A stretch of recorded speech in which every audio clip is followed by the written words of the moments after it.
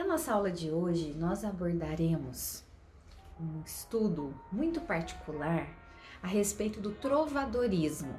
Quando nós pensamos em trovadorismo, o que vem à nossa mente são as canções, né? As canções que eram feitas pelos trovadores. Olha, trovador era como se fossem cantores, compositores que usavam instrumentos musicais para expressar a sua arte. Esta arte aconteceu a partir da Idade Média. Então, imaginem toda a perspectiva da Idade Média, o feudalismo, a relação do senhor, do vassalo, o comportamento eclesiástico, tudo o que envolvia a Idade Média, desde o século V, né? E toda essa cronologia da Idade Média, até chegar ao século XII, que é o momento em que essas cantigas serão desenvolvidas. Vamos pensar em Aristóteles. Aristóteles diz que a arte é a mímese, é a cópia do real. Então, se o contexto histórico, se o contexto real é a Idade Média, consequentemente a arte estará interlaçada, interligada, né, inserida neste contexto histórico também. Então, as cantigas, elas serão, no primeiro momento, atreladas ao amor cortês. E este amor cortês, entre homem e mulher, ele nos remete a uma relação de senhor e vassalo. Ou seja, a mulher, ela era considerada, era como se fosse, né, o senhor.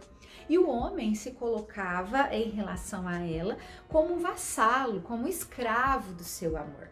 Então, o enaltecimento feminino era muito intenso, e isso a gente consegue perceber no vocabulário que os trovadores, né, que os compositores utilizam. Bom, nós falamos de trovadores, então a arte que eles trabalham, nós chamamos de cantigas. Então existem dois grupos de cantigas, né?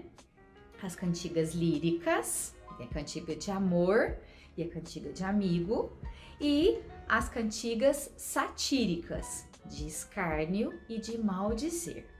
Bom, em todas elas há então a composição e há a entonação, claro, com a utilização dos instrumentos musicais. Então, eram cantigas que na sua maioria eram apresentadas ao público, né? Elas começam como cantigas executadas, né, trabalhadas nos palácios. Então, no primeiro momento, elas são chamadas de cantigas palacianas. Os nobres eram os compositores, eles eram aqueles quem executavam, né, as cantigas. Então, a cantiga de amor eram aquelas cantigas realmente intensas em relação à figura feminina. O eu lírico é masculino. Um homem se coloca como vassalo, como escravo do amor daquela mulher, né? Então ele diz a ela: olha, minha senhora, senhora minha, né? E ali há a coita de amor. O que é a coita de amor? Ele se coloca em relação a ela como um coitado. E aí ele é aquele homem que se debruça aos pés dessa mulher, né? Então é uma cantiga muito bonita, muito culta, o vocabulário muito rebuscado, né? E esses trovadores, eles expressavam esse sentimento aí de entrega amorosa. As cantigas de amigo, elas têm uma diferença muito grande, né? E para a época era considerado uma novidade. Então, é o lírico feminino. As mulheres não escreviam, elas não eram compositoras, então havia um trovador que fazia as cantigas, né, de amigo, pensando naquilo que as mulheres estavam sentindo. Então, nas cantigas de amigo, era o eu lírico feminino que se dirigia ao amado, ao amigo, reclamando da sua ausência, né? Dizendo que estava com saudade. E esse diálogo que o eu lírico estabelece esse eu lírico feminino, né? Se dá com a sua mãe, então ela diz, né, minha madre, né, eu estava esperando meu amigo, meu amado, e ele não apareceu, onde será que ele está? Estou com saudades dele. Ou então, essa moça, né, esse eu lírico feminino, em meio a um ambiente natural, começa a dialogar com as plantas, né, com os elementos naturais, com a cachoeira, com as pedras, e, enfim, estabelece esse diálogo e essa interação, reclamando da ausência do amigo. E há algo bem particular, inclusive, que é utilizado nas nossas músicas hoje, o paralelismo, o refrão, que são, na verdade, as repetições dos versos, né? Para que haja ali mais ritmo, mais musicalidade, mais envolvimento das pessoas que estão ali ouvindo, né? Presenciando a encenação, a entonação, né? A entrega desse compositor à sua arte musical, literária ao mesmo tempo, né? Bom, e as cantigas satíricas? Nós temos dois exemplos, cantiga de escárnio e cantiga de maldizer, que na verdade eram cantigas mais populares, um tanto quanto críticas, né? O próprio nome diz, satíricas. E essa sátira, essa crítica está relacionada a algumas pessoas da sociedade, ou alguns eventos da sociedade, né? Então, a cantiga de escárnio é uma crítica indireta a alguém.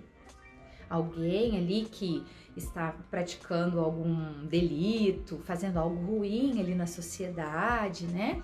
E aí o nome da pessoa, para não ser exposto diretamente, né, é colocado em evidência, mas sem aparecer. Agora, as cantigas de maldizer são cantigas em que aparece o nome da pessoa criticada e aparecem algumas palavras chulas, alguns palavrões.